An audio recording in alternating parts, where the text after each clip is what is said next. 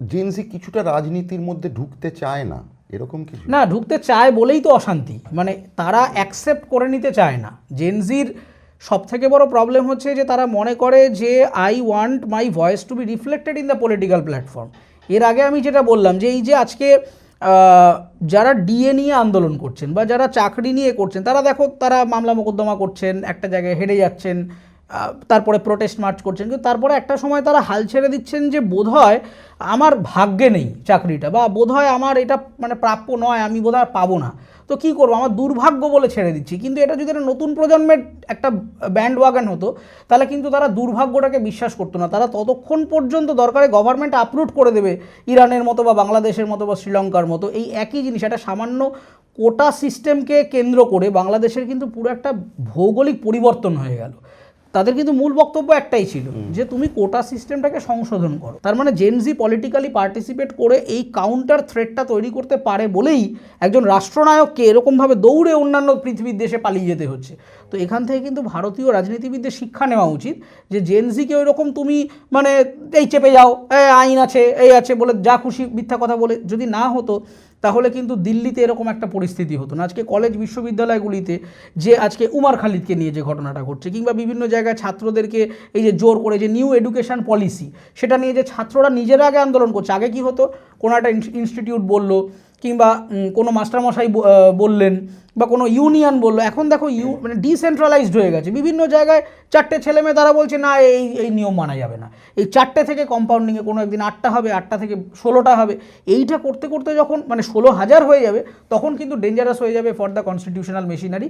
তার একটা শ্যাডো প্রভাব আমি বলবো আরজি করে দেখা গেছে। তুমি যদি দেখো যে রিক্লেম দ্য নাইট বা রাত দখল, এটা শুরু হয়েছিল একটা সাধারণ পোস্টার থেকে, কিন্তু এটা মাত্র কয়েকদিনের গ্যাপে, নট মোর দ্যান 7 days, তার মধ্যে যেভাবে সার্কুলেটেড হয়ে গেল যে গভর্নমেন্ট কিন্তু ভয় পেয়েছিল বলেই তারা মামলাটাকে এখান থেকে তুলে নিয়ে গিয়ে দিল্লিতে নিয়ে গেলেন।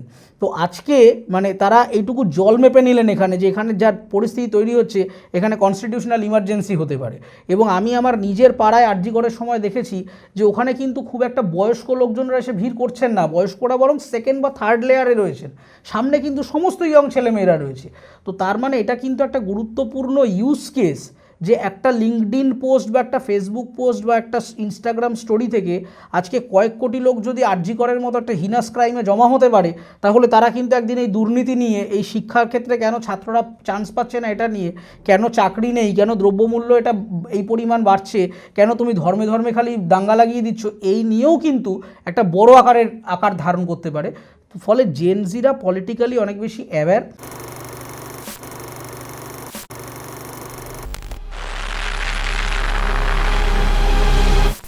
নমস্কার, শুরু করছি আমাদের মুখে মুখে পডকাস্টের নতুন এপিসোড। আজকে আমার সঙ্গে যিনি আছেন, তিনি একাধারে একজন অভিনেতা, একাধারে একজন কালারিস্ট বা টেকনোলজিস্ট। আমি আরও বেশি করে বলবো যে উনি সিনেমা টেকনোলজির সঙ্গে এবং কম্পিউটার টেকনোলজির সঙ্গে ওতপ্রোতভাবে জড়িত, এবং তার নিজস্ব কিছু রাজনৈতিক মতামতও আছে। ওয়েলকাম এখানে আসার জন্য অরিত্র। Thank you. এখানে আসার জন্য অনেক অনেক ধন্যবাদ। তোমাকে একটা কথা জিজ্ঞেস করছি। একটা কথা খুব চালু হয়েছে যে সমস্ত মানুষ অনেক কিছু কাজ একসাথে করে, যেটাকে মাল্টিটাস্কিং বলা হয়। আর্টের পরিভাষায় যেটাকে অনেকে বলে new media form of art, মানে অনেক রকম আর্টের কংগ্লোমারেশন। তুমি এই যে তোমার নানান রকম যে চরিত্র যাপন, নানান রকম জিনিসে তুমি যে ইনভলভ, এটাকে তুমি নিজে কিভাবে দেখো? মাল্টিটাস্কিংটা ঠিক আমি করি না। আমি যেটা করি সেটা আমার অনেক ছোট থেকেই যে বিবর্তনটা হয়েছে বা যে কারণে বিবর্তনটা হয়েছে, সেটা খুব স্ট্রেঞ্জলি হঠাৎ আমি এই ফিল্ম টেকনোলজিতে আসলে এসে পড়েছি। তার কারণ আমি যখন ছোটোবেলায় অভিনয় করতাম তখন তো ডিজিটাল ক্যামেরা সেভাবে আসেনি, তখন সব ফিল্মে শ্যুটিং হতো এবং আমি অভিনয় করলাম, একটা সংলাপ মুখস্থ করে বললাম, তারপর দেখতাম যে ক্যামেরার পেছনে যারা আছে তারা ওই রিলটাকে খুলে নিয়ে একটা অন্ধকার ঘরের মধ্যে ঢুকে যেতেন এবং সেসব জায়গায় আমাকে ঢুকতে দেওয়া হতো না। তো আমার মনে হতো এই লোকগুলো কিছু একটা কনস্পিরেসি করে, এই যে আমি ডায়লগ বললাম এত খেটে খুঁটে, তারপরে ওইটা কি একটা যন্ত্রের মধ্যে করে নিয়ে যাচ্ছে, সে আমাকে ঢুকতে দিচ্ছে না, মানে কিছু একটা ওরা গন্ডগোল পাকাচ্ছে, আমাকে ওটা জানতে হবে। তো তারপর যখন ডাবিংয়ে যেতাম, এখন তো ছোট ছোট সেট আপ হয়ে গেছে ডাবিংয়ের, আগে সেই অ্যানালগ এত বড় বড় মিক্সার এইগুলো এবং সেখানে আমার খুব আশ্চর্য লাগতো, কি একটা করছে এত বড় সে, মানে মনে হচ্ছে একটা একটা মহাজাগতিক কিছু একটা হচ্ছে ওখানে, সেটাও আমাকে ধরতে দেওয়া হতো না। তো আমার তখন থেকে খুব একটা কিউরিওসিটি মনের মধ্যে তৈরি হলো যে এরা খুবই দুষ্টুমি করছে লোকগুলি আমার সাথে, আমার কিছুতেই এগুলো ধরতে দিচ্ছে না। তো এটা জানতে হবে যে এরা কি এমন কলকাঠিটা নাড়ছে পেছনে। তো তারপর মোটামুটি যখন ক্লাস 9-10 আমি পড়ছি, তখন আস্তে আস্তে কম্পিউটারের সাথে আমি খুব ওতপ্রোতভাবে জড়িয়ে পড়ছি। এমতো অবস্থায় যেটা হচ্ছে যে হু হু করে ডিজিটাল টেকনোলজিটা আমাদের বাংলার সিনেমা ইন্ডাস্ট্রিতে একেবারে ঢুকতে আরম্ভ করছে, এবং তাতে আমার সুবিধে হলো। তার কারণ কম্পিউটারে বসে, ল্যাপটপে বসে বিভিন্ন জিনিস এটা ওটা নেড়ে চেড়ে ইন্টারনেটে দেখে এক্সপেরিমেন্ট করে করতে করতে আমি তখন এই কীভাবে এডিটিং হচ্ছে, আচ্ছা এই দুটো শট জুড়ে একটা ঘটনা ঘটছে, আচ্ছা গ্রাফিক্সে এটার উপরে এটা জুড়ে দিলে কি একটা হচ্ছে, এই সব এক্সপেরিমেন্ট করতে করতে, আমার কোনো ফিল্ম স্কুলের কোনো ট্রেনিং কিছুই নেই এবং কখনোই ছিল না। তো এগুলো করতে করতে আমি তখন সোশ্যাল নেটওয়ার্কিং সাইটটাকে খুব ভালোভাবে ব্যবহার করতে আরম্ভ করলাম, এবং দেশ বিদেশের বিভিন্ন আমার সমবয়সী বা আমার কন্টেম্পোরারি একটু সিনিয়র তাদেরকে বিভিন্ন জিনিসপত্র করে পাঠাতাম। মানে আমার একটা প্র্যাকটিস ছিল হাই স্কুলে পড়াকালীন, যে আমি 2-3টে ছবিরকে জুড়ে একটা থার্ড শর্ট ফিল্ম বানানো যায় কিনা এসব বাড়িতে বসে বসে করে দেখতাম। স্পিলবার্গের 2টো ছবি নিলাম, ওখান থেকে ধরা যাক আর একটা লাতিন আমেরিকার সিনেমা নিলাম, নিয়ে বিভিন্ন শর্ট জুড়ে জুড়ে আমি কি একটা কম্প্রিহেন্সিভ স্টোরি বানাতে পারি, এটা 30 মিনিটের, এসব করে করে দেখতাম। এটা খুব ইন্টারেস্টিং। হ্যাঁ, এগুলো আমি করতাম, এবং সেইগুলো বিভিন্ন ইন্ডিপেন্ডেন্ট ফিল্ম মেকারদের, তখন এই ইন্ডিপেন্ডেন্ট ফিল্ম মেকিং এইসব আমি বুঝতাম না, ফেসবুক গ্রুপ টুপে ঢুকে পড়ে নিজের মতো করে দেওয়া আরম্ভ করতাম। তো এখান থেকে আবার 4টে লোক সেখানে কিছু ওপিনিয়ন দিতেন, কিছু শেখাতেন, এগুলো করতে করতে আস্তে আস্তে পরিচিত হলাম। এবং তারপর এইটা ঘটনাচক্রে আমার যখন একটু বয়স বাড়া আরম্ভ হলো, তখন বাংলা ফিল্ম ইন্ডাস্ট্রিতেও আমাকে তখন অনেক সিনিয়র এডিটাররা আমাকে ডেকে বললেন যে তাহলে তুমি তো এইগুলো নিয়ে চর্চা করছো, তাহলে তুমি এগুলো প্রফেশনালি করো। আমি বললাম যে করতেই পারি অভিনয়ের পাশাপাশি যদি সময় পাই। তো তারপর বেশ কিছু কমার্শিয়াল ছবিতেও আমি এডিটিংয়ের কর্ম করলাম, তারপর আস্তে আস্তে বিজ্ঞাপনের দুনিয়াতে এলাম, সেটাও করে ভালো লাগলো। এবং আমার খুব ছোটো থেকে আমার ফিল্ম মেকার হওয়ার কখনোই ইচ্ছে ছিল না, বা এখনও নেই, বা আগামীতেও আমি রিসেন্ট ফিউচার, মানে যদি 5 বছর দেখতে পাই আর কি চোখে, আমি সেখানে নিজেকে ফিল্ম মেকার হিসাবে দেখছিও না।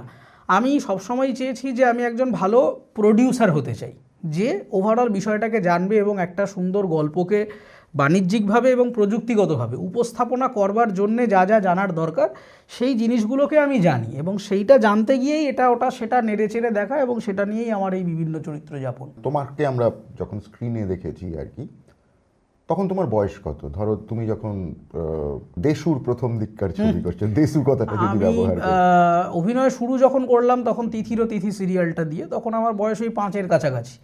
তো তারপর যখন ডান্স বাংলা ডান্স করলাম, তারপরে ওই তখন মোটামুটি 8-9 বছর বয়স, 10 বছর বয়স তখন।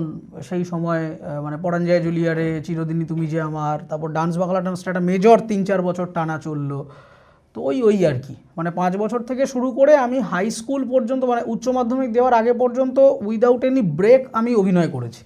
আমি লাস্ট আমার মনে আছে যে হায়ার সেকেন্ডারি দেওয়ার ঠিক আগে তখন একটি টিভি সিরিয়াল হতো রাজ চক্রবর্তী প্রোডাকশনে, দুগ্গা দুগ্গা বলে, সেইটা করবার পরে আমি ফর্মালি একটা বিরতি নিলাম আমার একাডেমিক্স এবং পড়াশোনার জন্যে। তোমার পড়াশোনাটা কি, মানে? আমার পড়াশোনার সাথে ফিল্মের কোনো যোগাযোগ নেই। আমার পড়াশোনা, আমি যাদবপুর ইউনিভার্সিটি থেকে সোশিওলজি নিয়ে গ্র্যাজুয়েশন এবং মাস্টার ডিগ্রি করেছি। এখন আমি প্রিপারেশান নিচ্ছি, কারণ আমার বর্তমান সময় ল এবং জুডিশিয়ারি নিয়ে একটা নতুন আগ্রহ তৈরি হয়েছে, তো এটা আমি শিখতে চাই। তো তার জন্যে আমি লটা পড়বো এরকম একটা চিন্তাভাবনা আমার আছে, এবং তার জন্যে দিল্লি সহ অন্যান্য বড় বড় বিশ্ববিদ্যালয়ের যে এন্ট্রান্স এগুলো রয়েছে, প্রবেশিকা পরীক্ষা, সেগুলো নিয়ে প্রস্তুতি নিচ্ছি, চেষ্টা করে দেখা যাক যদি পাই সুযোগ। ধরো তুমি যে সময়টার কথা বলছো, পরাণ যায় জলিয়ারে, সেই সময়টা কবে? 2008-7-8? 2007-8, তখন তোমার কত বছর বয়স? 7-8 বছর? 8-9 বছর বয়স। 8-9 বছর বয়স। তার মানে বেসিক্যালি তুমি জেন জি যেটাকে বলা হয় তার ঠিক আগের জেনারেশনটা, মানে তোমাকে মিলেনিয়াম জেনারেশন। আমিও জেন জি আর কি, তুমি এক ধরনের জেন জি আর কি। বিশেষ করে তোমার চিন্তা ভাবনাটা তুমি খুব ভালো করে জানো যে ভোটে একটা মেজর পোর্শন এবার জেন জির ভোটটা কোন দিকে যাবে সেইটার ওপর অনেক কিছু নির্ভর করবে। এবং অবশ্যই আমাদের এখানে মানে সিনিয়র সিটিজেন যেমন আমি, আমাদের সংখ্যাও ক্রমাগত বেড়ে যাচ্ছে। তুমি একটা জেন জির মানুষ হয়ে তোমার নিজের ব্যক্তিগতভাবে কি মনে হয়, জেন জি কি চায় এই মুহূর্তে? মানে রাজনৈতিকভাবে, আমি বলছি কালচারালি, আমি বলছি সমস্ত মিলিয়ে। এই মুহূর্তে আমি যতটুকু আমার কন্টেম্পোরারি মানুষজনের সাথে মিট করেছি অন্তত বাংলায়, তাতে আমার 2-3টে মেজর জিনিস যেটা মনে হয়েছে এবং আমার নিজেরও যেটা মনে হয়েছে সেটা হচ্ছে, আমি যদি একদম এডুকেশন লেভেল থেকে আসি, তাহলে সবার প্রথম যেটা প্রবলেম সেটা হচ্ছে আমাদের এডুকেশন সিস্টেমটার মধ্যে একটা বড় পরিবর্তন প্রয়োজন। তার কারণ আমাদের যে জিনিসগুলো পড়ানো হয় সে যে কোনো ইন্ডাস্ট্রিতে, আর সেটা পড়বার পরে ডিগ্রিটা লাভ করবার পরে আমি যখন বাজারে কাজ করতে নামছি, সেই দুইয়ের মধ্যে কোনো মিল খুঁজে পাওয়া যাচ্ছে না। ধরা যাক আমিও সোশিওলজি নিয়ে যা ট্রেনিং আমি পেলাম, তারপরে আমি যদি সোশিওলজি রিলেটেড কোনো কাজ করতে আসি, পলিসি মেকিংয়ে যাচ্ছি কি আমি কোনো রিসার্চের কাজে যাচ্ছি, দেখা যাচ্ছে আমার ট্রেনিংয়ের সাথে বাজার বা মার্কেট যা চাইছে দুটো স্কিল ম্যাচ করছে না। তখন আমাকে আবার নতুন করে শিখতে হচ্ছে। অ্যাজ অ্যান ইন্টার্ন বা ট্রেনি আমি ঢুকে আবার সেটা শিখতে হলো। তখন অ্যাপারেন্টলি এক এক সময় মনে হচ্ছে যে তাহলে আমি 3 বছর গ্র্যাজুয়েশন, 2 বছর মাস্টার ডিগ্রি, তাহলে এটা কী করলাম? মানে খালি থিওরিটিক্যাল জিনিসপত্র শিখলাম, প্রচুর ইতিহাস চর্চা করলাম, কিন্তু অ্যাপ্লিকেশনটা কী শেখানো হলো? তো আমার সবার প্রথম যেটা মনে হয় যে এডুকেশন লেভেলে একটা বড় পরিবর্তন আনা প্রয়োজন।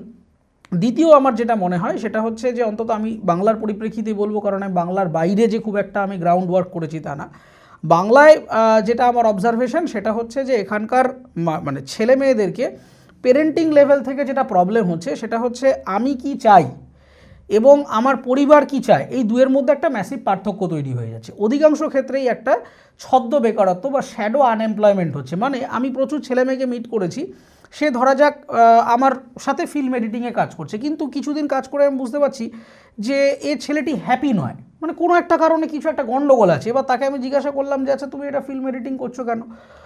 তখন সে খুব বড় ফিল্ম মেকার বা ফিল্ম সম্পাদক হতে চায়, সেজন্য সেটা করছে না। সে হয়তো হতে চেয়েছিল অ্যাকাউন্টসের একটা লোক, সে অ্যাকাউন্টেন্সিটা ভালোবাসে, কিন্তু বাড়ির লোকজন তাকে বলেছে এই মিডিয়াতে রোজগার হচ্ছে তুমি ঢুকে যাও।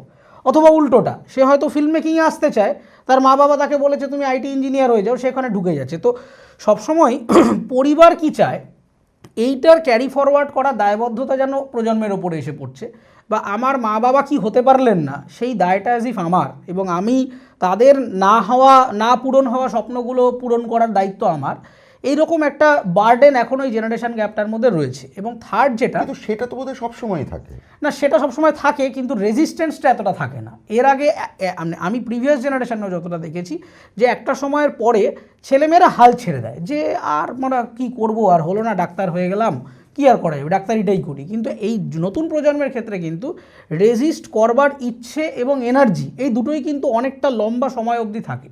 মানে সে লোকটা ডাক্তার হয়ে গেছে, এমবিবিএস ডিগ্রি ধারণ করে ফেলেছে, 2-3 বছর প্র্যাকটিস করে ফেলেছে, তারপরে তার মনে হচ্ছে যে না এটা আমার ভালো লাগছে না, আমরা অন্য কিছু করবো, সে কিন্তু সুইচ করতে চাইছে বা পারছে।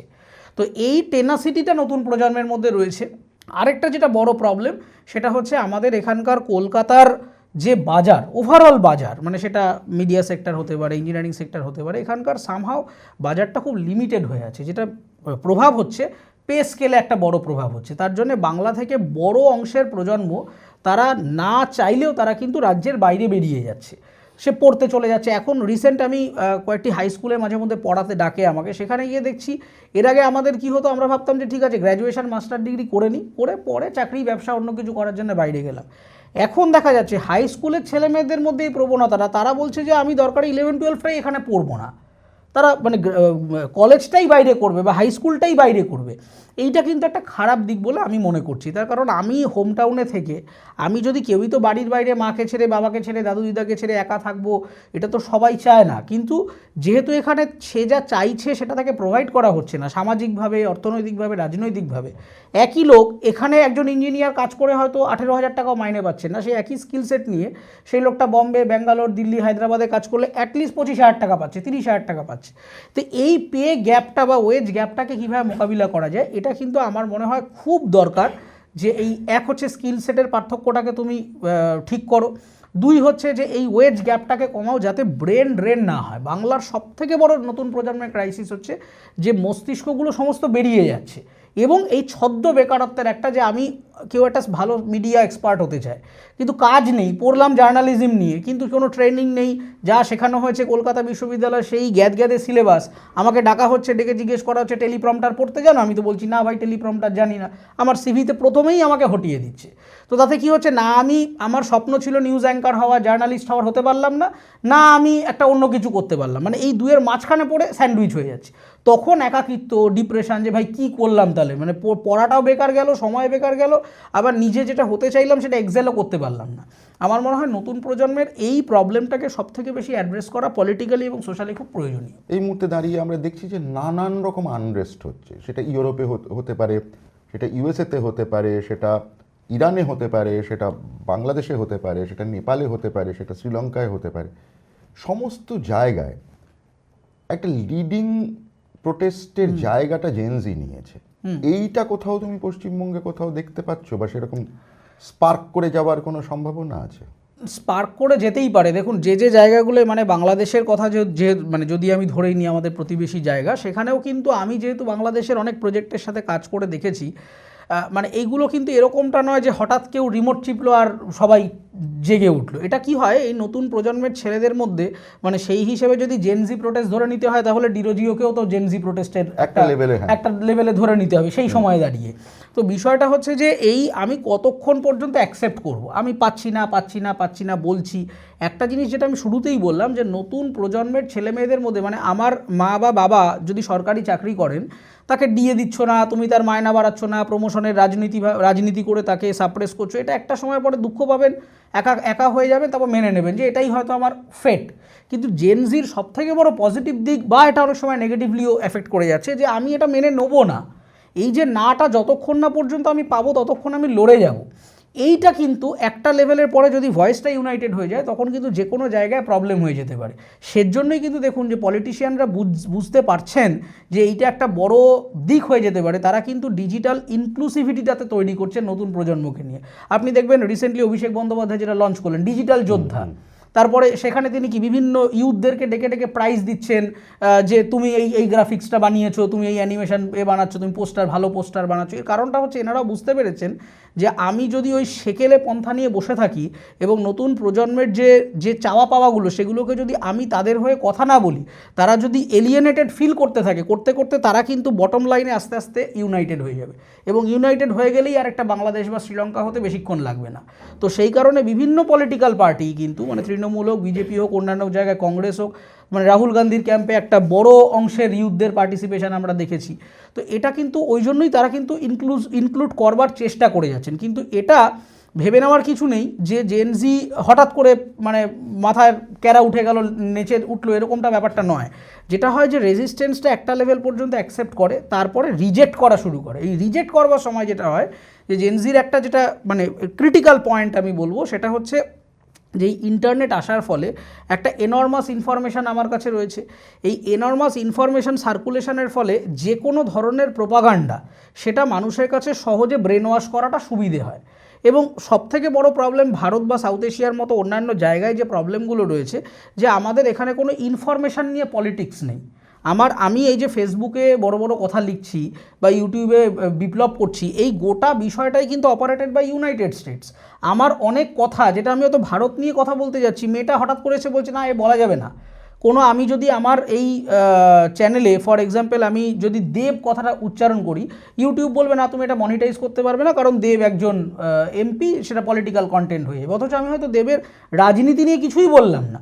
তো এই যে পলিসিগুলো, এগুলো সব ওয়েস্টার্ন পলিসি আমার ওপর চাপানো হচ্ছে, ফলে ভারতীয় ইনফরমেশনের ওপরে ভারতের সরকারি বা রাজনৈতিক কোনো রকম কোনো দখল নেই।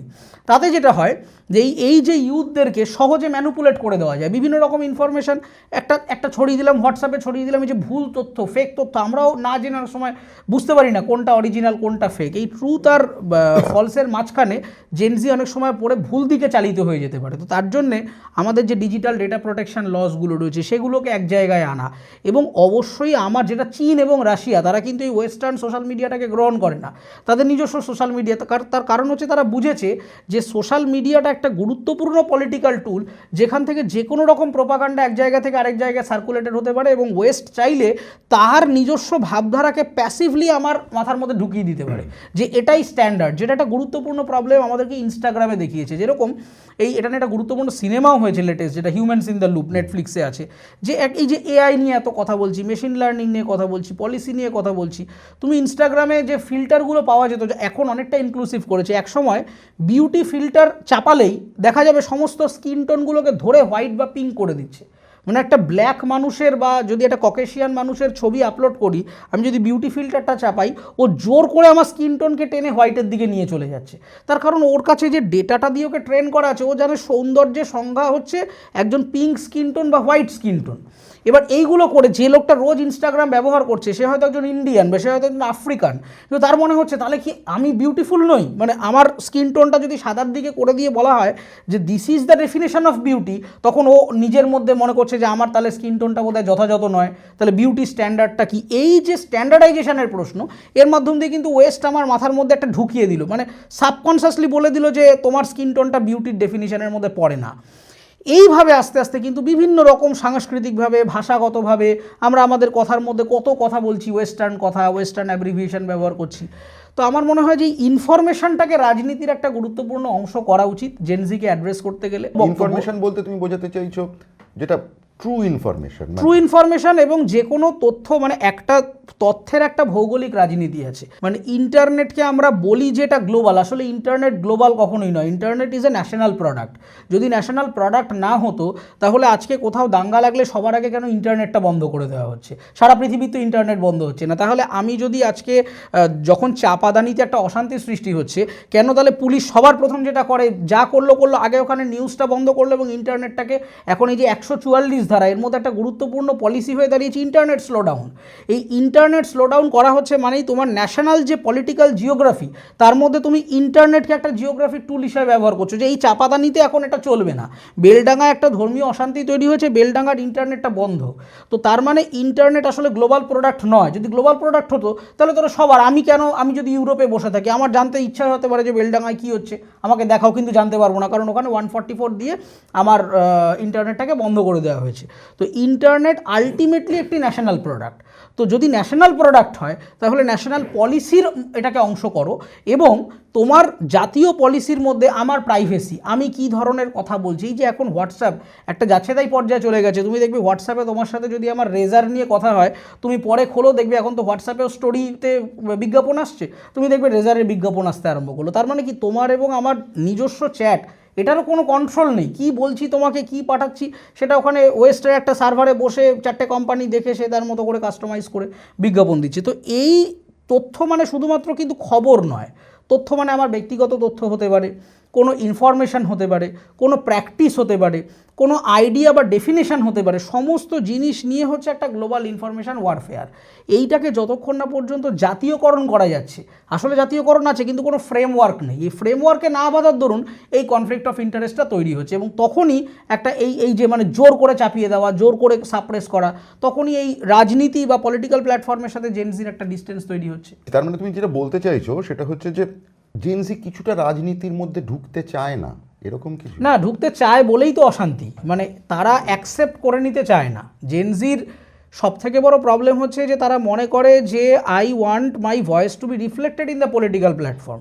এর আগে আমি যেটা বললাম যে এই যে আজকে যারা ডিএ নিয়ে আন্দোলন করছেন বা যারা চাকরি নিয়ে করছেন, তারা দেখো তারা মামলা মোকদ্দমা করছেন, একটা জায়গায় হেরে যাচ্ছেন, তারপরে প্রোটেস্ট মার্চ করছেন, কিন্তু তারপরে একটা সময় তারা হাল ছেড়ে দিচ্ছেন যে বোধহয় আমার ভাগ্যে নেই চাকরিটা, বা বোধহয় আমার এটা মানে প্রাপ্য নয়, আমি বোধহয় পাবো না, তো কী করবো, আমার দুর্ভাগ্য বলে ছেড়ে দিচ্ছি। কিন্তু এটা যদি একটা নতুন প্রজন্মের একটা ব্যান্ড ওয়াগান হতো, তাহলে কিন্তু তারা দুর্ভাগ্যটাকে বিশ্বাস করতো না। তারা ততক্ষণ পর্যন্ত দরকারে গভর্নমেন্ট আপরুট করে দেবে, ইরানের মতো বা বাংলাদেশের মতো বা শ্রীলঙ্কার মতো। এই একই জিনিস, একটা সামান্য কোটা সিস্টেমকে কেন্দ্র করে বাংলাদেশের কিন্তু পুরো একটা ভৌগোলিক পরিবর্তন হয়ে গেল। তাদের কিন্তু মূল বক্তব্য একটাই ছিল যে তুমি কোটা সিস্টেমটাকে সংশোধন করো। আমাদের এখানে দুর্নীতি হচ্ছে, আমরা ভাবছি ধরেই নিয়েছি যে নেতা আসে, তুমি যে দলেরই হও তুমি চোর। এই দুর্নীতিটা হতে হতে কোন পর্যায়ে যখন নতুন প্রজন্মের লোক পার্টিসিপেট করতে আরম্ভ করলো, তখন কিন্তু বাংলাদেশের মতো গুরুত্বপূর্ণ রাষ্ট্রের প্রধানমন্ত্রীকে পালিয়ে আসতে হচ্ছে। তার মানে জেনজি পলিটিক্যালি পার্টিসিপেট করে এই কাউন্টার থ্রেটটা তৈরি করতে পারে বলেই একজন রাষ্ট্রনায়ককে এরকমভাবে দৌড়ে অন্যান্য পৃথিবীর দেশে পালিয়ে যেতে হচ্ছে। তো এখান থেকে কিন্তু ভারতীয় রাজনীতিবিদদের শিক্ষা নেওয়া উচিত যে জেনজিকে ওই রকম তুমি মানে এই চেপে যাও, আইন আছে এই আছে বলে যা খুশি মিথ্যা কথা বলে যদি না হতো, তাহলে কিন্তু দিল্লিতে এরকম একটা পরিস্থিতি হতো না। আজকে কলেজ বিশ্ববিদ্যালয়গুলিতে যে আজকে উমার খালিদকে নিয়ে যে ঘটনাটা ঘটছে, কিংবা বিভিন্ন জায়গায় ছাত্রদেরকে এই যে জোর করে যে নিউ এডুকেশন পলিসি, সেটা নিয়ে যে ছাত্ররা নিজেরা আগে আন্দোলন করছে। আগে কি হতো, কোনো একটা ইনস্টিটিউট বললো কিংবা কোনো মাস্টারমশাই বললেন বা কোনো ইউনিয়ন বললো, এখন দেখো মানে ডিসেন্ট্রালাইজড হয়ে গেছে। বিভিন্ন জায়গায় 4টে ছেলে মেয়ে তারা বলছে না এই নিয়ম মানা যাবে না, এই 4টে থেকে কম্পাউন্ডিংয়ে কোনো একদিন 8টা হবে, 8টা থেকে 16টা হবে। এইটা করতে করতে যখন মানে 16,000 হয়ে যাবে, তখন কিন্তু ডেঞ্জারাস হয়ে যাবে ফর দ্য কনস্টিটিউশনাল মেশিনারি। তার একটা শ্যাডো প্রভাব আমি বলবো আরজি করে দেখা গেছে। তুমি যদি দেখো যে রিক্লেম দ্য নাইট বা রাত দখল, এটা শুরু হয়েছিল একটা সাধারণ পোস্টার থেকে, কিন্তু এটা মাত্র কয়েকদিনের গ্যাপে, নট মোর দ্যান 7 days, তার মধ্যে যেভাবে সার্কুলেটেড হয়ে গেল যে গভর্নমেন্ট কিন্তু ভয় পেয়েছিল বলেই তারা মামলাটাকে এখান থেকে তুলে নিয়ে গিয়ে দিল্লিতে নিয়ে গেলেন। তো আজকে মানে তারা এইটুকু জল মেপে নিলেন এখানে, যে এখানে যা পরিস্থিতি তৈরি হচ্ছে এখানে কনস্টিটিউশনাল ইমার্জেন্সি হতে পারে। এবং আমি আমার নিজের পাড়ায় আরজি করার সময় দেখেছি যে ওখানে কিন্তু খুব একটা বয়স্ক লোকজনরা এসে ভিড় করছেন না, বয়স্করা বরং সেকেন্ড বা থার্ড লেয়ারে রয়েছেন, সামনে কিন্তু সমস্ত ইয়ং ছেলেমেয়েরা রয়েছে। তো তার মানে এটা কিন্তু একটা গুরুত্বপূর্ণ ইউজ কেস, যে একটা লিঙ্কডইন পোস্ট বা একটা ফেসবুক পোস্ট বা একটা ইনস্টাগ্রাম স্টোরি থেকে আজকে কয়েক কোটি লোক যদি আরজি করের মতো একটা হিনাস ক্রাইমে জমা হতে পারে, তাহলে তারা কিন্তু একদিন এই দুর্নীতি নিয়ে, এই শিক্ষার ক্ষেত্রে কেন ছাত্ররা চান্স পাচ্ছে না এটা নিয়ে, কেন চাকরি নেই, কেন দ্রব্যমূল্য এটা এই পরিমাণ বাড়ছে, কেন তুমি ধর্মে ধর্মে খালি দাঙ্গা লাগিয়ে দিচ্ছ, এই নিয়েও কিন্তু একটা বড় আকার ধারণ করতে পারে। ফলে জেনজিরা পলিটিক্যালি অনেক বেশি অ্যাওয়্যার এবং তারা অনেক পার্টিসিপেট করতে চায় বলেই সেখানে একটা সংঘাত তৈরি হচ্ছে শাসক এবং প্রজন্মের মধ্যে। জেনজি প্রসঙ্গেই আমি জিজ্ঞেস করছি, বা তোমাদের ঠিক আগের জেনারেশন, ধরো মিলেনিয়াল জেনারেশন যেটাকে বলা হতো আর কি, সেই জায়গাটাকে আমি দেখেছি তোমাদের প্রজন্মের বা তার ঠিক আগের প্রজন্মের ছেলেমেয়েরা তারা কিছুতেই কোনো সম্পর্কে জড়াতে চায় না, বা সম্পর্কে জড়ালেও তারা কোনো বৈবাহিক রিলেশনশিপে ঢুকতে চায় না। এটার পেছনে মানে এক্স্যাক্ট কোনো গ্রাউন্ড রিসার্চ আমার কাছে নেই, কিন্তু আমার যেটা বন্ধুবান্ধব বা এদের সাথে কথা বলে যেটা আমার জুনিয়র যারা নেক্সট প্রজন্ম, আমার কাজিন যারা একটু ছোট আমার থেকে, যেটা আমি বুঝেছি যে এই নতুন প্রজন্ম বোধহয় পার্মানেন্সি বা লং টার্ম ভিশন নিয়ে খুব একটা ভাবতে চাইছে না, আমার যেটা মনে হচ্ছে। মানে এই যে প্রেডিক্টেবল ফিউচার, আমি একজনের সাথে বন্ধুত্ব করলাম এবং সেটা আমি 10 বছর পরেও সেই লোকটা আমার বন্ধুই থাকবে, এটা নিয়ে তারা ভাবিত নয়। মানে এরা খুব শর্ট, মানে লিভিং উইথ দ্য টাইম, এইটায় তারা অনেক বেশি বোধহয় বিশ্বাস করে, যে এখন তোমার সাথে আমার ভালো বন্ধুত্ব, তো এই বন্ধুত্বটা মানে এই মুহূর্তটাকে আমি মানে এনজয় করছি, বিলিভ করছি। যদি একটা সময় না হয় তাহলে এই বার্ডেন, মানে আমি কোনো একটা আন্ডার কম্পালশান, আমি বলেছি ওই কমিটমেন্ট, তার জন্য আমি ওটাকে কাঁধে করে নিয়ে যাব, এই রকম কোনো বার্ডেন সম্ভবত এরা নিতে চাইছে না। এটা হচ্ছে ফার্স্ট। সেকেন্ড যেটা, সেটা হচ্ছে কনসেপ্ট অফ ম্যারেজ বা বিয়ে বলতে যে সোশ্যাল ইনস্টিটিউশনাল যে সেট আপটা রয়েছে, সেই সেট আপটার মধ্যে কিছু রিফরমেশনের প্রয়োজন আছে। কারণ এই সেট আপ মানে এই যে এখন একটা ট্রানজিশনাল ফেজ রয়েছে, আগে যেটা ছিল যে এই একটা পরিবারের সাথে আরেকটা পরিবারের যে ইনক্লুসিভিটি, কারণ এখন যেহেতু ভ্যালু সিস্টেমটা কমপ্লিটলি আলাদা হয়ে গেছে, মানে আমার মা বাবার মা বাবা, মানে আমার দাদু দিদার সাথে মা বাবার যে মানে মতানৈক্য বা যে গ্যাপটা, সেটা যতটা আমার সাথে আমার মা বাবার গ্যাপটা দেখা যাচ্ছে তার থেকে বেশি, এবং আমার সাথে আমার কাজিনদের গ্যাপটা তার থেকে আরও 3 গুণ বেশি। তো এই জেনারেশনাল গ্যাপের মাঝখানের যে বিয়োগফলটা, সেই বিয়োগফলটা এত বেশি বেড়ে যাচ্ছে, মানে আদর্শগতভাবে, ভ্যালু সিস্টেমগতভাবে। তো সেই অনুপাতে বোধহয় আমাদের এই marriage as a social institution, সেটা বোধহয় খুব একটা চেঞ্জ হচ্ছে না। আর আরেকটা যেটা মনে হয় আমার ব্যক্তিগতভাবে, সেটা হচ্ছে প্যারাডক্স অফ চয়েসেস। কারণ আগে যেটা ছিল যে আমি একটা স্কুলে পড়ি, একটা কলেজে পড়ি, সেটা আমার সম্বন্ধ করে বিয়ে হোক, প্রেম করে বিয়ে হোক, আমার একটা পরিবার, তার বাইরে একটা পাড়া, হ্যাঁ, এর মধ্যেই আমার এই ঘোরাঘুরিটা রয়েছে। ম্যাক্সিমাম একটা কলেজে যাচ্ছি, একটা কোনো চাকরির জায়গায় যাচ্ছি, অফিসে একটি ছেলে বা মেয়েকে ভালো লাগলো, কিন্তু এই আজকের এই যে ডেটিং বা এই সোশ্যাল মিডিয়াতে এসে এই যে এত বেশি অপশানস এবং এই যে মাইক্রো চিটিংয়ের মতো কনসেপ্ট এসে গেছে, মানে আমি একজনের সাথে সম্পর্কে আছি, তারপরে আমার মনে হচ্ছে যে আমি ইনস্টাগ্রাম খুলে যদি আরেকজনকে ভালো লাগে, আমি এই যে সুইচ অন সুইচ অফ, এবং এটা নিয়ে একটা চমৎকার সোশিওলজিক্যাল রিসার্চ আছে যেটা হচ্ছে ডিজিটাল লুকিং গ্লাস সেলফ, সেটা চীনে একজন সোশিওলজিস্ট করেছিলেন বেশ কয়েক বছর আগে। তিনি বলছেন যে এখনকার ছেলেমেয়েদের মধ্যে একটা ডিজিটাল পার্সোনালিটি ডিসঅর্ডার দেখা দিচ্ছে, মানে বাইপোলার, কিন্তু একই মানুষের মধ্যে সেইটার অনলাইন সেলফ আর অফলাইন সেলফ দুটো আলাদা হয়ে যাচ্ছে। ধরা যাক অনেক ছেলে বা মেয়ে সে অনলাইনে প্রচণ্ড একটা ফ্লার্টি বিহেভিয়ার করতে পারছে, প্রচণ্ড মানে ভালো কথা বলছে, খুব ইমপ্রেসিভ, সেই লোকটা যখন আমার সাথে মিট করছে দেখা যাচ্ছে সে তো অতটা মানে এক্সট্রোভার্ট নয়, অতটা কথাও বলতে পারছে না, মানে কীরকম একটা মনে হচ্ছে দুটো ভিন্ন মানুষ। আবার একটা কথা তিনি সোশিওলজিস্ট রিসার্চ করে দেখছেন যে ছেলেমেয়েরা অফলাইন দুনিয়ার মানুষদের থেকে অনলাইন দুনিয়ার মানুষদেরকে বেশি পরিমাণে বিশ্বাস করছেন। তার কারণ হচ্ছে যেহেতু অনলাইনে সেই ব্যক্তিটার ফিজিক্যাল প্রেজেন্স সম্পর্কে আমি অবগত নই। আমি যেরকম জানি যে আমার বন্ধু সে এরকম দেখতে, মোটা ফ্রেমের চশমা পরে, হ্যাঁ, একটু কালো মোটা গোপ আছে, আমি এর অবয়বটা সম্পর্কে জানি, তাই আমার মাথায় একটা ইমেজ আছে। তো আমি তাকে কিছু জিনিস হয়তো বললাম না, মানে আমি কমফোর্টেবল ফিল করলাম না, কিন্তু একটা লোক তার নাম হয়তো কিছু একটা, মানে বাইকার বয় সুমিত, তার সাথে ফেসবুকে আমার আলাপ হয়েছে, যেহেতু ওই লোকটার নাম কি সুমিত না সুমন্ত না সুপ্রভাত আমি জানি না, কিন্তু আমি অ্যাজিউম করে নিচ্ছি যে লোকটা এরকম, লোকটা দুটো ভালো কথা বলছে, আমার মনে হচ্ছে বাহ বেশ সুন্দর, আমাকে স্পেস দিচ্ছে, আমি এমন অনেক তথ্য তাকে দিয়ে ফেলছি বিশ্বাস করে, যেটা হয়তো আমি অফলাইনের কোনো বন্ধুকে দিতে স্বচ্ছন্দ হচ্ছি না। এটা গবেষণা করে বলছি, চিটিংও হয়, ভয়ঙ্করভাবে বাড়ছে তো, এবং এই কারণেই তো এই সাইবার ক্রাইম, এই যে ইম্পারসোনেশন, আজকে digital arrest, fraud, bank fraud, তারপরে এই ব্যক্তিগত জীবনের যে এত দেখা যাচ্ছে যে একটি ছেলে সে একটা মেয়ের প্রোফাইল খুলে আরেকটা সম্পর্কের মধ্যে ঢুকে একটা মিশআপ করার চেষ্টা করছে, এই যে কনস্ট্যান্ট এই জিনিসপত্রগুলো এটা বাড়ছে। তার মানে আমার যেটা অবজারভেশন, যেটা প্রথমে বললাম যে প্যারাডক্স অফ চয়েসেস, এত বেশি চয়েস এসে গেছে যে মানে একটা এমসিকিউর মতো হয়ে গেছে, মানে এটা সিলেক্ট করলাম মনে হচ্ছে এটা সঠিক উত্তর, তারপরে মনে হচ্ছে এই ওটা আবার সঠিক উত্তর হলেও হতে পারে হয়তো। তো এই যে constant switch on and switch অফটা, এইটা আমার মনে হয় যে একটা বড় প্রভাব ফেলছে সাইকোলজিক্যালি। আর আরেকটা হচ্ছে যে লং টার্ম কমিটমেন্ট বা লং টার্ম ভিশন, সেটাই জেনজি খুব একটা কমফোর্টেবল হচ্ছে না। তারা মনে করছে যে আমি মানে লিভিং উইথ দ্য মোমেন্ট, মানে এখন যেটা হচ্ছে সেটা আগে একটা আমাদেরকে শেখানো হতো, মানে ডেফিনিশন অফ কম্প্রোমাইজ, যে তুমি একটু জায়গা ছাড়ো আমি একটু জায়গা ছাড়লাম, তুমি 50% ছাড়লে আমি 50% ছাড়লাম, এই দিয়ে 100% হলো। কিন্তু এই যে এখন যে আমি কেন কম্প্রোমাইজ করব, মানে আমি কেন বাধ্য, মানে তুমি যা খুশি করবে আমাকে সেটা শুনে নিতে হবে, বা তুমি যা বলবে আমাকে, যেহেতু তোমার সাথে একটা সম্পর্কে আছি বা একটা বন্ধুত্বের মধ্যে আছি, আন্ডার হুইচ কম্পালশন আমি এটা মানবো, আমার তো কোনো দরকার নেই তোমাকে মানার, মানে কোনো তো এর কোনো প্রয়োজন নেই। তো এখানে এই যে কনসেপ্ট অফ কম্প্রোমাইজটা যেহেতু বদলে গেছে এবং প্রত্যেকের ইন্ডিভিজুয়াল রাইটটা সম্পর্কে এই নতুন প্রজন্ম অনেক বেশি অ্যাওয়্যার এবং কনসাস, তাই তারা মনে করছে কেবলমাত্র আমি একটা রেজিস্ট্রি ম্যারেজে সই করেছি এবং একটা নোটারিতে সই করেছি মানে আমি আমার নিজস্ব ভ্যালু সিস্টেমকে সব দিক থেকে কম্প্রোমাইজ করে আজীবন থেকে যাব, যেমনটা আমার মানে মা বাবা দাদু দিদারা করে গেছেন। হয়তো মা চাকরি করতে চেয়েছিলেন, ছেলে মেয়ে মানুষ করতে হয় বলে করতে পারলেন না, সেটা আজকের দিনের একজন মেয়ে বা ছেলে কেউই রাজি হবে না। এই কম্প্রোমাইজের জায়গাটা তো চাকরির ক্ষেত্রে, কর্মজীবনে নানানভাবে তো এই কম্প্রোমাইজটা করতেই হয়, সেটা শুধুমাত্র সম্পর্কের ক্ষেত্রে হয় না। এই নতুন প্রজন্ম কিন্তু এই কম্প্রোমাইজটা সব জায়গায় করেন না, এবং তার একটা বড় এক্সাম্পল তুমি যদি দেখো, এই যে ওয়ার্কফোর্স, আমাদের ইউথ ওয়ার্কফোর্স, তুমি দেখবে যে এখনকার আগের প্রজন্মে তুমি নিশ্চয়ই তুমি নিজে কাজ করেছো, যখন একটা সংবাদপত্রে কাজ করতে ঢুকলাম প্রায় 10 বছর ধরে সেখানেই কাজ করছি, করে থাকবো, সুইচ করলাম প্রমোশনের জন্য, তুমি দেখো যে 6 মাসের বেশি, 6 মাস 1 বছর কনস্ট্যান্ট এরা কোম্পানি চেঞ্জ করে নতুন প্রজন্ম। মানে খুব কম সংখ্যক মানুষ পাবে যে একটা জায়গায় ঢুকে অনেক বছর ধরে রয়ে গেছে, হয়তো জুনিয়র ইন্টার্ন হিসেবে ঢুকে সে একটা ম্যানেজমেন্ট লেভেলে চলে গেছে।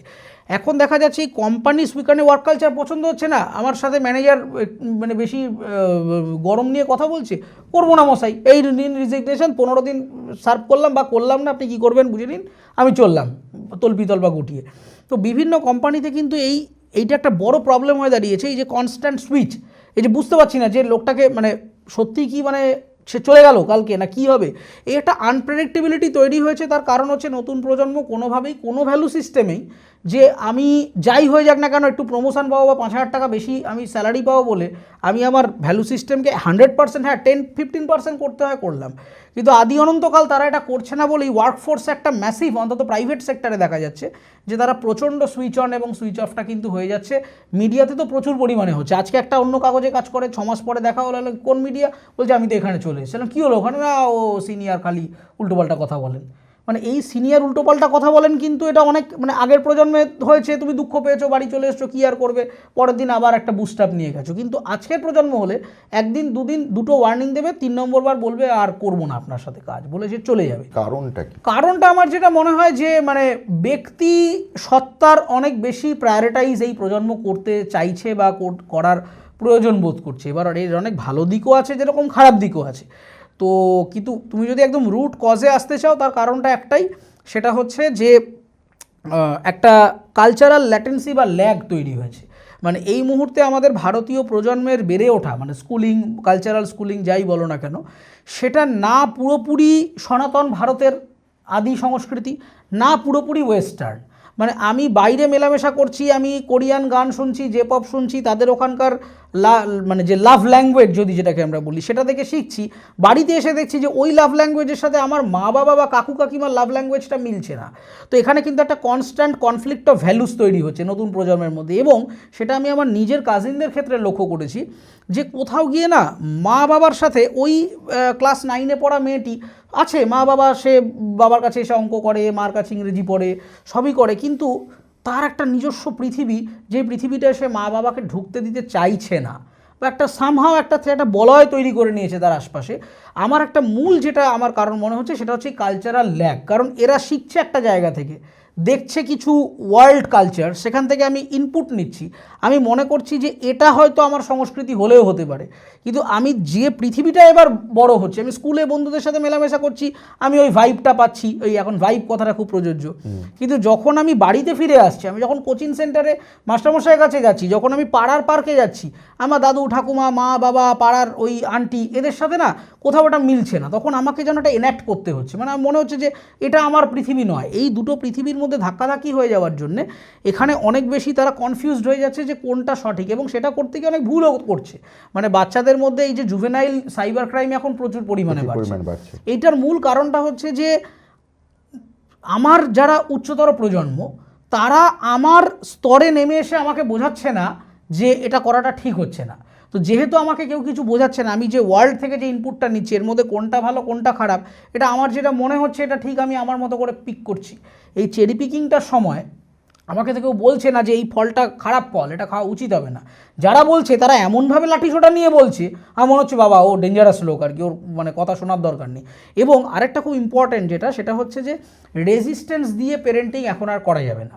আগে যেটা হতো যে আমাকে বলে দেওয়া হলো যে এই এই এই গলিতে যাবে না, এটা ভালো নয়, আমার মনে হতো না সত্যি ভয়ের ব্যাপার আছে, মা বলছে যখন যাওয়ার দরকার নেই, অন্য দিক দিয়ে যাই।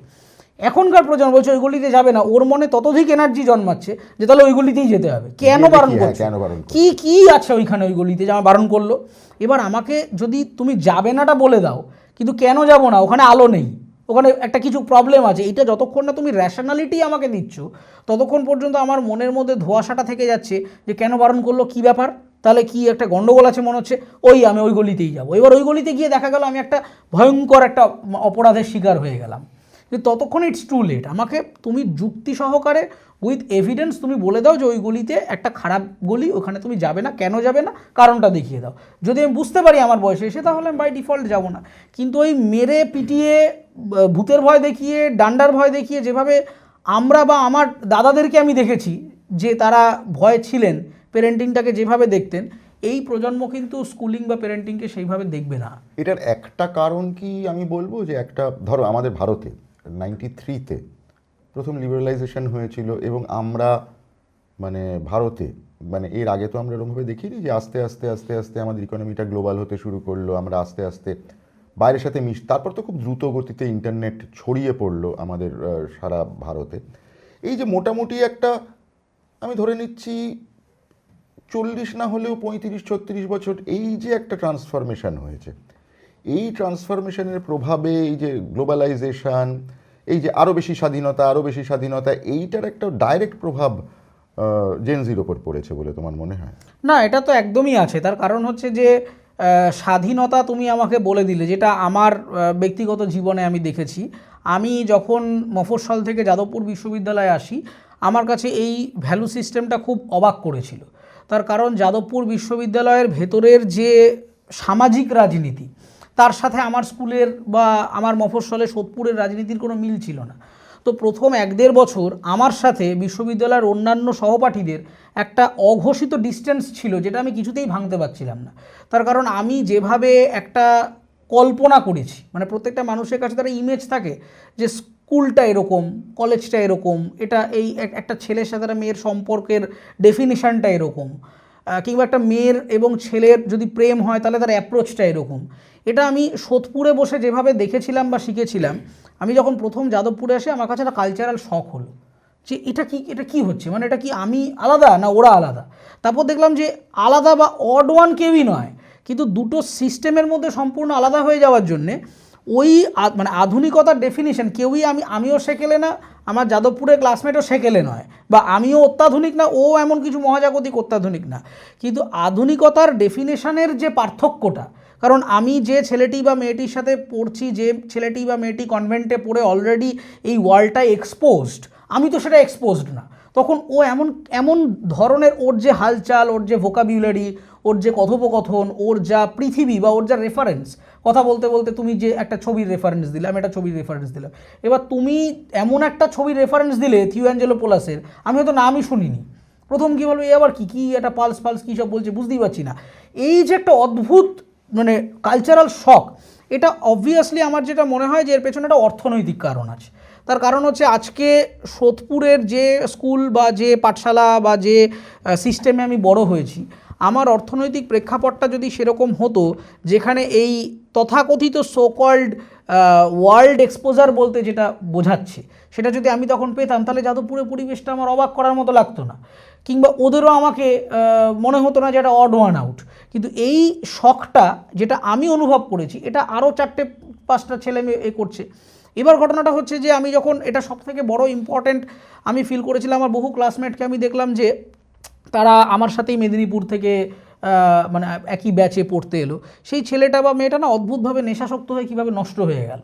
এবং তারপরে আমি আস্তে আস্তে যত এই সাবজেক্টটার মধ্যে, সোশিওলজি তো আলটিমেটলি আশপাশটা দেখে শেখা, এটা যখন দেখে আমি বোঝার চেষ্টা করলাম, তখন আমি ফিল করতে আরম্ভ করলাম যে ওর আর আমার মধ্যে পার্থক্য তো কিছুই ছিল না। ও ওই একই শখ পেয়েছে, কারণ ও যে পরিবেশে থেকেছে, ওর ওখানে মানে একটা বিড়ি খেতে গেলে লুকিয়ে সেই গাছের মগডালে উঠে গিয়ে খেতে হয়, নাহলে মা আর গ্রামের কেউ দেখলো সে বলে দেবে, অমুক বাবু দেখেছেন আপনার ছেলে ওখানে বিড়ি ফুঁকছে। এখানে এসে দেখলো এই কি, আমি তো মানে গাছতলায় বসে আরামে শুয়ে শুয়ে বিড়ি খাবো 4 জন মিলে, কী বিড়ির মধ্যে দরকার পড়লে গাঁজা ভরে খাবো, কী অসুবিধে হয়েছে। কিন্তু এই শখটা না, এই যে কনসেপ্ট অফ স্বাধীনতা, এই স্বাধীনতাটার মধ্যে আমার শারীরিক ক্ষতি আছে কি না, সেইটা ওর কাছে আর তখন মানে ইম্পর্ট্যান্ট হলো না। ও মনে করলো যে আমাকে একসময় তো লুকিয়ে বিড়ি খেতে হয়েছে, আমি যদি এখন এই তামাকটা এখানে বসে এভাবে খেতে পারি, আমি মনে করছি যে এই স্বাধীনতাটা অনেক বেশি প্রাপ্তির। এই যে কোনটা আমার প্রাপ্তি, এই ডেফিনিশনটা যে আমি নেশা করে পড়ে রইলাম, এটা আমার কাছে প্রাপ্তির, নাকি আমি এখানে 4টে ভালো প্রফেসর পেলাম বা 5টা বিদেশি ইউনিভার্সিটির সাথে আমার কালচার হলো, এটা আমার কাছে প্রাপ্তি। এবার আমি হয়তো ওটা বুঝতে পারলাম যে না, আমার প্রাপ্তিটা খুঁজে নিতে হবে ওইটার মধ্যে, যে আমি কি শিখছি, 5টা এক্সচেঞ্জ প্রোগ্রাম পার্টিসিপেট করছি, 2টো সেমিনার হচ্ছে, এইটা আমার কাছে স্বাধীনতা। যে আমি হয়তো স্কুলে কলেজে কিছু বললে আমাকে দাবড়ে বসিয়ে দিত, না বইয়ের বাইরে লিখো না। এখানে টিচার আমাকে বলছে না তুমি ওটাও লিখতে পারো, আমি মনে করলাম যে এটা আমার কাছে স্বাধীনতা, আমি যা খুশি লিখতে পারি। আমার কোনো ওপিনিয়ন যদি থাকে, আমি ওয়ার্ল্ড ভিউয়ের এতে দাঁড়িয়ে একটা চোঙা মাইক নিয়ে আমি বলতে আরম্ভ করতে পারি, যা মনে হচ্ছে যে এটা বলা উচিত, যেটা হয়তো বাড়িতে বলতে পারি না, পাড়ায় বলতে পারি না, এখানে বলতে পারি। এই যে ইডিওলজির যে স্বাধীনতাটা, আমি ওটা এনজয় করতে আরম্ভ করলাম। আর ওই ছেলেটি মনে করলো যে দূর ওসব পরে কী হবে, আমি নেশাটা করে আমি এনজয় করছি। তো এই স্বাধীনতার ডেফিনিশনটা যে দুজন মানুষ আলাদাভাবে দেখা আরম্ভ করলো, তখন আমি একটা পথে চলে গেলাম, সে একটা পথে চলে গেল। তো এই যে কোন পথটা সঠিক বা আদৌ ওর পথটা ভুল কিনা, আমার মনে হচ্ছে হয়তো ওটা ভুল, ও মনে করছে বেশ করেছি। তো এই পথের ডেফিনিশনটা কে করবে? কেউ তো একজন থাকবে যে বলবে যে না, দুটো পথই আছে বাবা, তুমি কোন পথে যাবে সেটা তুমি বুঝে নাও, এটাই গেলে এই লাভ বা ক্ষতি, ওটাই গেলে ওই লাভ বা ক্ষতি, এটা বলার কেউ ছিল না। যে যেটা ভালো মনে করেছে সে সেই পথে গেছে। কিন্তু সেটা তো বরাবরই, সেটা তো আজীবনই, মানে ধরো এই কনফ্লিক্টটা তো কলেজ জীবনে একটা প্রত্যেকটা সময়ই হয়ে এসছে, এটা তো আমরাও ফেস করেছি যে আমি এদিকে যাব না ওদিকে যাব, মানে এইটা হ্যাঁ, কিন্তু এই যে গ্লোবালাইজেশনের প্রসঙ্গটা যেহেতু তুমি বললে, তার একটা মূল কারণ হচ্ছে যে ওই যেটা বললাম যে এই যে ওয়ার্ল্ড এক্সপোজার, যেটা হঠাৎ করে যেটা আমার সামনে পৃথিবীটা উন্মুক্ত হয়ে গেল, সেইটা সম্পর্কে আমি যদি অভ্যস্ত না থাকি, তখন আমার এক্সিস্টিং ট্রেনিং ভ্যালুর সাথে ওটার সেইটা একটা ধরো পার্থক্য আজকে হয়ে ধরো যায়। তোমার কলেজ জীবনের পরেও তো আরো 8টা-10টা বছর কেটে গেছে। এখন কিন্তু আমি তোমাকে বলবো যে মফস্বল এবং গ্রামেও ইন্টারনেট কিন্তু উন্মুক্ত, এবং তাদের হাতেও এখন প্রচুর ইনফরমেশন রয়েছে। আবার সেই প্রশ্নে যেতে হয়, ইনফরমেশন ঠিক না ভুল সেই প্রসঙ্গে আমি ঢুকছি না, কিন্তু অ্যাটলিস্ট ইনফরমেশনটা আসছে, ইনফরমেশনটা কিন্তু তাদের কাছেও পরিষ্কার। এইখানে একটা কিন্তু ছোট্ট পার্থক্য আছে, সেটা হচ্ছে যে ইন্টারনেট সব জায়গায় গেলেও কতজন মানুষ ডিজিটালি লিটারেট।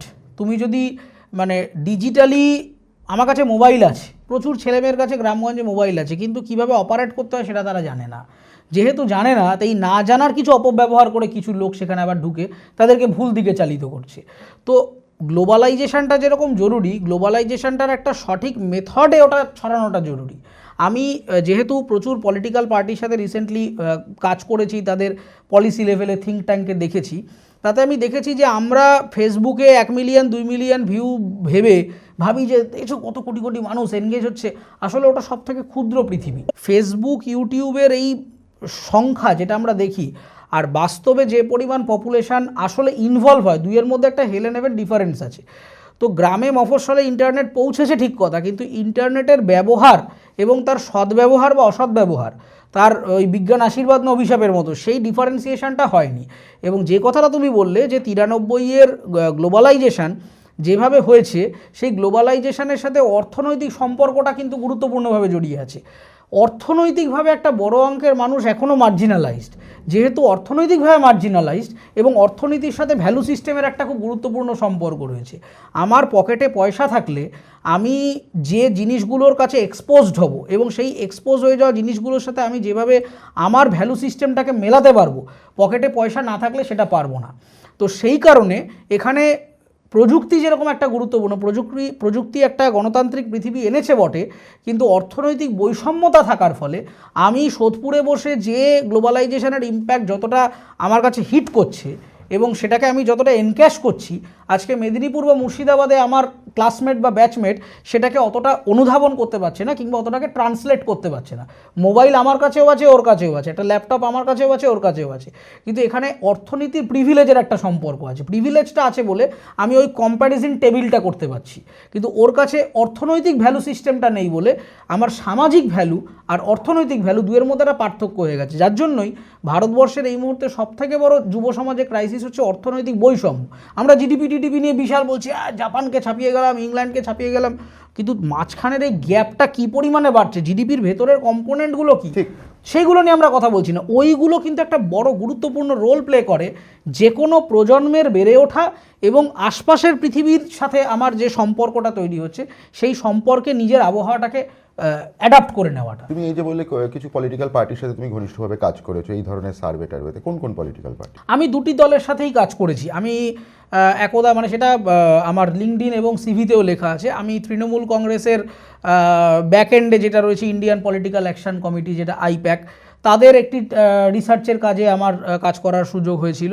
এবং পরবর্তী ক্ষেত্রে বিজেপির সাথে অপারেশন সিঁদুর করবার সময়, মানে যদিও সেটা বিজেপির কাজ নয়, সেটা সন্তোষ মিত্র স্কোয়ারের কাজ, কিন্তু আলটিমেটলি তো একটা ইডিওলজিক্যাল সেখানে থাকেই, ফলে সেটার সময় বেশ কিছু রিসার্চের কাজে, কিছু ডেটা ইন্টারপ্রিটেশনের কাজে, বিশেষত আমি যে সেক্টরটায় কাজ করেছি সেটা হচ্ছে যে মাস মিডিয়া কমিউনিকেশন। কারণ আইপ্যাকের সাথে আমার যে কাজ করার সুযোগটা হয়েছিল সেটা হচ্ছে নবজোয়ার বলে একটা ক্যাম্পেইন হয়েছিল, এবং সেখানে তারা একটি বিজ্ঞাপন এজেন্সিকে হায়ার করেছিল ফিল্ম বানানোর জন্য, এবং সেই ফিল্ম বানানোর সময় সেই বিজ্ঞাপন এজেন্সি আবার কিছু ফিল্ম এক্সপার্টদেরকে নিয়েছিল, যারা রাজনৈতিক মানুষ নয়, কিন্তু তারা রাজনৈতিক ফিল্ম বানায়, মানে বেসিক্যালি প্রোপাগান্ডা ফিল্ম মেকার। তো আমি সেই ফিল্ম মেকারদের টিমের মধ্যে কিছু টেকনিক্যাল জব রোল ছিল, তার মধ্যে আমি কাজ করবার সুযোগ পেয়েছিলাম 2023 সালে। এইটা একটা গুরুত্বপূর্ণ আমার কাজের অভিজ্ঞতা ছিল, যেটা আমার সিভিতেও স্পষ্টভাবে লেখা রয়েছে। তো সেইটা করবার সময় আমি এই ডিজিটাল লিটারেসি সম্পর্কে, কারণ টিভিতে বা ফেসবুকে যা দেখায় এবং বাস্তবে যা হয়, এই যে স্যাম্পল করে আসছে আমাদের যে ছবিটা, আমরা একটা ভিডিও বানালাম, সেই ভিডিওটা একটা হোয়াটসঅ্যাপে একটা মানুষের কাছে পৌঁছলো এবং এটা শেয়ার হয়ে ঘুরে ঘুরে হতে হতে হয়তো কেউ আবার সেটা তার মধ্যে নিজে একটু এডিটিং করে ওটা কেরামতি করে আবার 4টে লেয়ার দিয়ে অমুক দাদা জিন্দাবাদ লিখে দিয়ে দিল। এইটা ঘুরে ঘুরে সারাদিনের শেষে যখন অ্যানালিটিক্সটা এসে পৌঁছয় তখন আমরা বুঝতে পারি যে এই 1 কোটি মানুষের মধ্যে দিয়ে এই ট্রান্সলেটেড হয়ে আসার মধ্যে একটা বিরাট অঙ্কের বিজ্ঞান রয়েছে। তো রাজনৈতিক মিডিয়া আমাকে এইটা শেখাতে মানে অনেকটা হেল্প করেছে যে একটা পলিটিক্যাল কমিউনিকেশন, মানে নেতা তো বলে দিলেন, কিন্তু এই যে প্রোপাগান্ডা তুমি কিভাবে সার্কুলেটেড করছো, মানে তুমি কি, যেটা অপারেশন সিঁদুরের সময়ও আমার সাথে একটা ম্যাসিভ পরিমাণে হয়েছিল, একটা ডিস্টেন্সও তৈরি হয়ে গিয়েছিল, পরে আবার সেটা তারা সেই স্পেসটা দিয়েছিলেন। যেরকম মানে সবাই খুব আশ্চর্য হয়েছিল যে অপারেশন সিঁদুরের যে চিত্রনাট্য আমি লিখেছিলাম সেখানে যে কাশ্মীরি ঘোড়াওয়ালা যিনি মারা গেছিলেন তার সিনটা বেশ ভালোভাবে ওখানে দেখানো হয়েছে। তো তখন কিন্তু আমি খুব আশ্চর্য হয়েছিলাম যে তারা একটা স্তরে রেজিস্ট্যান্স কিন্তু ছিল তাদের পলিটিক্যাল ইডিওলজিক্যালি, কিন্তু যখন আমি তাদেরকে এটা বোঝাতে সক্ষম হয়েছিলাম যে আপনি যদি বিজেপির হয়ে ছবিটা বানান তাহলে যেটা, আর সন্তোষ মিত্র স্কোয়ার কিন্তু বিজেপির নয়, সন্তোষ মিত্র স্কোয়ার কিন্তু সকলের, সেই কারণেই কিন্তু মানুষজন ওখানে নির্বিশেষে গিয়ে ওই দৃশ্যটা দেখে ইকুয়ালি কষ্ট পেয়েছেন, কারণ ওটা বাস্তব, একজন মুসলিম ঘোড়াওয়ালা মারা গিয়েছিলেন। এই দৃশ্যটা হয়তো আমি যদি বিজেপির যিনি প্রোপাগান্ডিস্ট তিনি লিখবেন না, তিনি বলবেন যে এটা ইটস অ্যাবাউট হিন্দু ভার্সেস মুসলিম, মুসলিমরা এসছে হিন্দুদের মেরে দিয়ে চলে গেছে। কিন্তু একজন মুসলিম যে হিন্দুকে বাঁচাতে এসে তিনি যে ইকুয়ালি সন্ত্রাসের শিকার হলেন, সেইটাকে কিন্তু ঢোকানোর সুযোগ পেয়েছিলাম এই পলিটিক্যাল মিডিয়ায় কাজটা করে শিখেছিলাম বলে, যে আমি যে বার্তাটা দিচ্ছি সেই বার্তাটা কাদের জন্য দিচ্ছি এবং যিনি লিখছেন, মানে আমি যে পার্টির হয়েই কাজ করি না কেন, I was always honest with my observation. আমার যেটা মনে হয়েছে যে এটা সঠিক আমি সেটাই দিয়েছি, এবং যেটা মনে হয়েছে যে আমি এই লেখাটা লিখব না, আমাকে কোনো অর্গানাইজেশন কোনো এজেন্সি আজ অব্দি আন্ডার কম্পালশন বলেনি যে এটা আপনাকে করতে হবে আপনি তাই করুন, এবং যেখানে ডিস্টেন্স তৈরি হয়েছে আমি সেখানে কলমটি থামিয়ে চলে এসেছি। এবারের ইলেকশনে তোমার, আমি রিসেন্টলি করলাম একটা ইন্টারেস্টিং জিনিস, সেটা হচ্ছে লেফটের যেটা হলো বাংলা বাঁচাও যাত্রা, বা সেটাও আমার সোশ্যাল মিডিয়াতে রয়েছে, কারণ আমি মনে করি দিস ইজ মাই প্রফেশন, লেখাটা ফিল্ম মেকিং বা ফিল্ম মেকিং টেকনোলজিটা যেহেতু আমার জীবিকা এবং আমি বিভিন্ন এজেন্সির সাথে জড়িত, তো সেটা আমার জীবিকা এবং আমি সেটাই করি, যেটা আমি মনে করছি ঠিক আমি সেটা করি।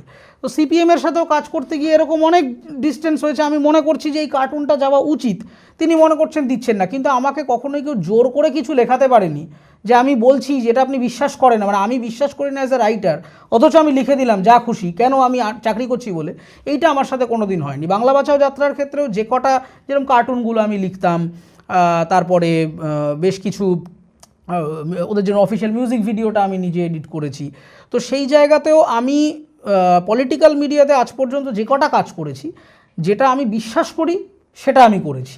যে তাহলে আমাকে একটা কথা বলো তো, এই যে ধরো তুমি 3টে তো মোটামুটি সবই করে ফেলেছো, মানে তৃণমূল করে ফেলেছো, বিজেপিও করে ফেলেছো, আবার সিপিএমও করে ফেলেছো, তোমার এবারের পলিটিক্যাল রিডিংটা কি? এবারের পলিটিক্যাল রিডিংটা মানে যদি অ্যাজ আ সিটিজেন আমি দেখি, যেহেতু এই 3 জনের সাথেই আমি কাজ করে দেখেছি, তাই আমার একটা বেসিক অবজারভেশন হচ্ছে 3 জনেরই ভিশনে গণ্ডগোল আছে, এবং এটা আমি তাদেরকে এই নয় যে মানে পিঠ পিছে বলছি, আমি তাদেরকে প্রত্যক্ষভাবে বলেছি যে যখন আমি তৃণমূলের সাথে কাজ করেছিলাম তখন আমি তাদেরকে বলেছিলাম যে আপনারা এই যে সার্ভে টার্ভে যেগুলো করছেন এগুলো তো ভালো জিনিস, মানে লক্ষ্মীর ভাণ্ডার করার পেছনে সায়েন্টিফিক মেথড আছে এবং এই কনসাল্টিং ফার্মগুলোর একটা গুরুত্বপূর্ণ ভূমিকা আছে। রেদার আমি বলবো যে আইপ্যাক অনেক বেশি পাবলিকলি এক্সপোজড কোম্পানি বলে আমরা সেটাকে নিয়ে অনেক বেশি তিরিংবিরিং করি, কিন্তু এটা নিয়ে অনুরাধা সাজনহারের বিখ্যাত বই আছে যে মানে টেকনোক্র্যাটিক মানে মোদিস গভর্নমেন্টের পেছনে যে বিরাট পরিমাণ ব্যান্ডওয়াগান রয়েছে কনসাল্টিং ফার্মের, মানে ডেলয়েট থেকে শুরু করে বড় বড় কোম্পানি এই পরিষেবা দিচ্ছে,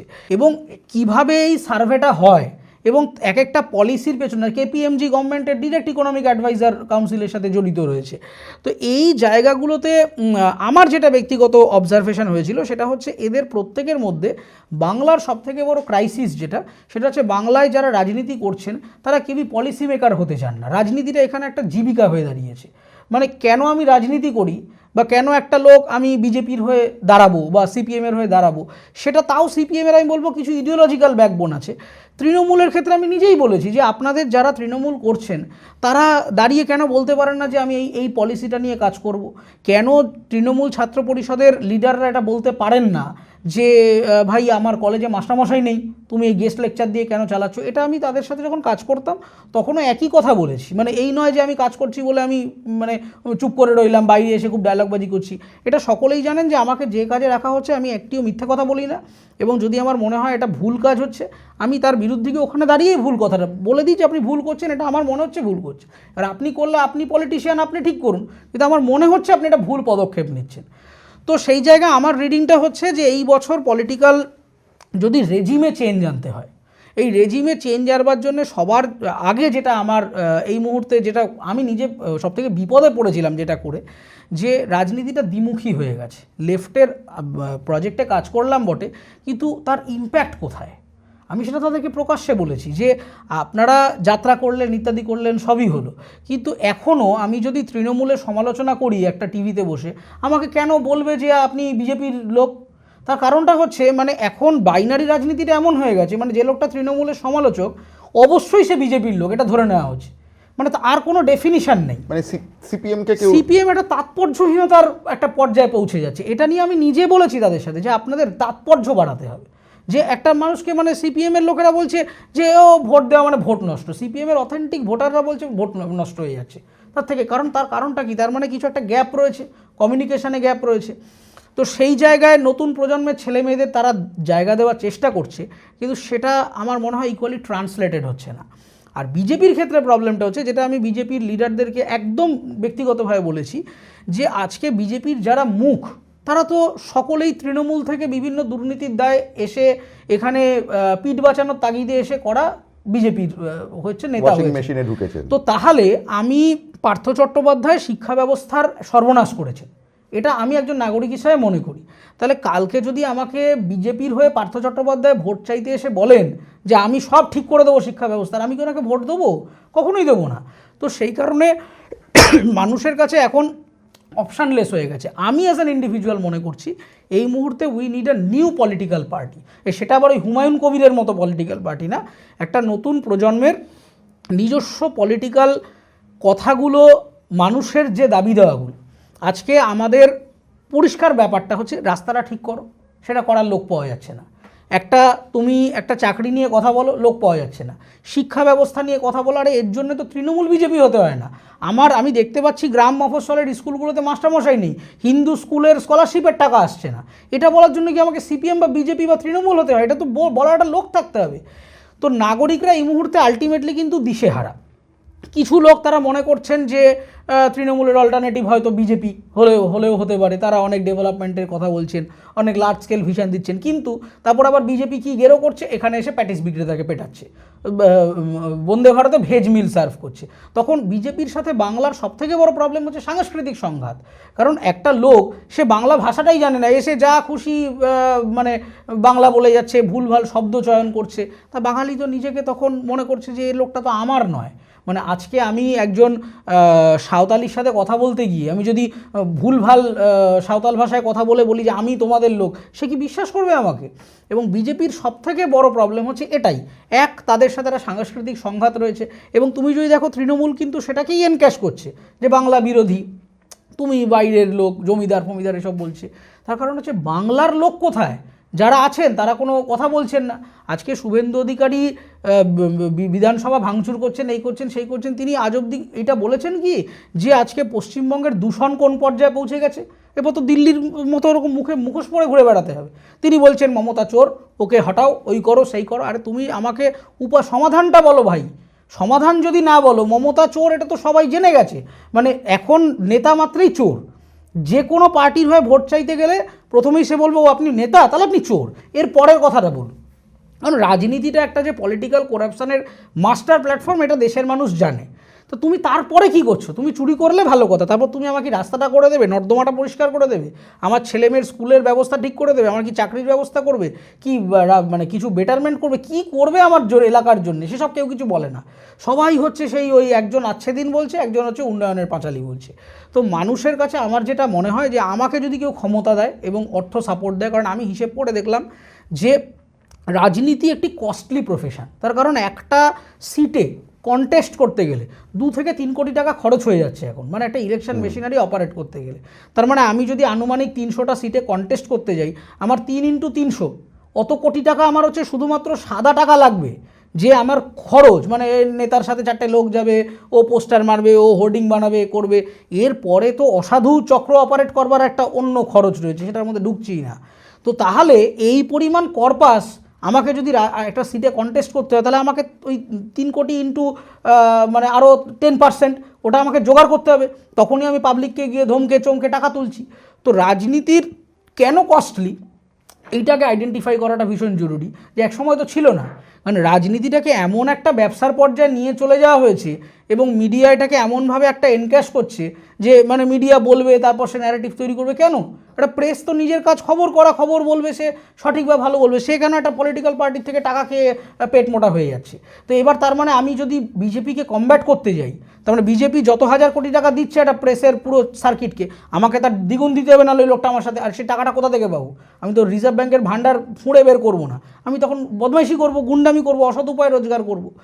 তো এই মুহূর্তে বাংলার কোনো দলই আলটিমেটলি কোনো পলিসি বা সমাধান দিতে পারছে না, সবাই প্রবলেম বলে চলেছে।